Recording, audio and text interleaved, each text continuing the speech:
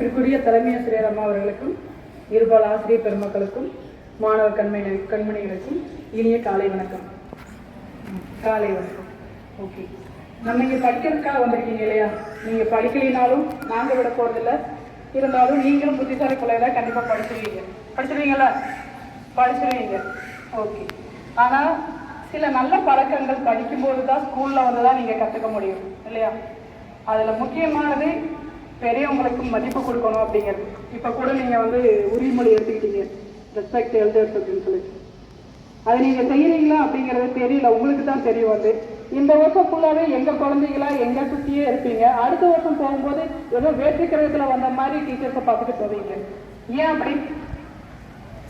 இந்த கேம்பஸ்குள்ளே வந்துட்டீங்கன்னா நீங்கள் எல்லாருமே ஸ்டூடெண்ட்ஸ் தான், இங்கே இருக்கிற எல்லாருமே டீச்சர்ஸ் தான். ஸோ எதுக்கு அப்படி டீச்சர்ஸை பார்த்தீங்கன்னா அவங்ககிட்ட ஆனால் கண்டுக்காம போறீங்க. அது என்ன பழக்கம்?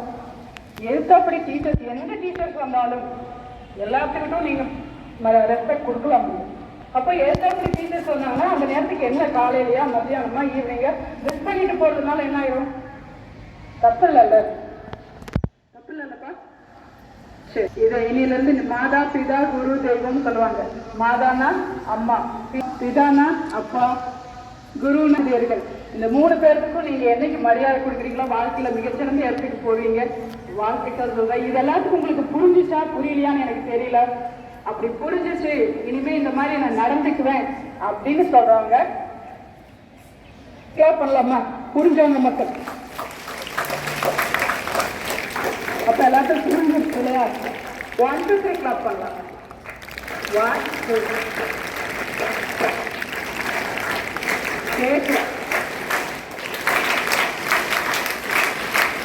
இப்ப யாருக்குமே புரியல இல்லையா? சரி, ஓகே. ரெப்ரசன்ட் இந்த நாள் இனிய நாளாக அமைய வாழ்த்துக்கள். தேங்க்யூ.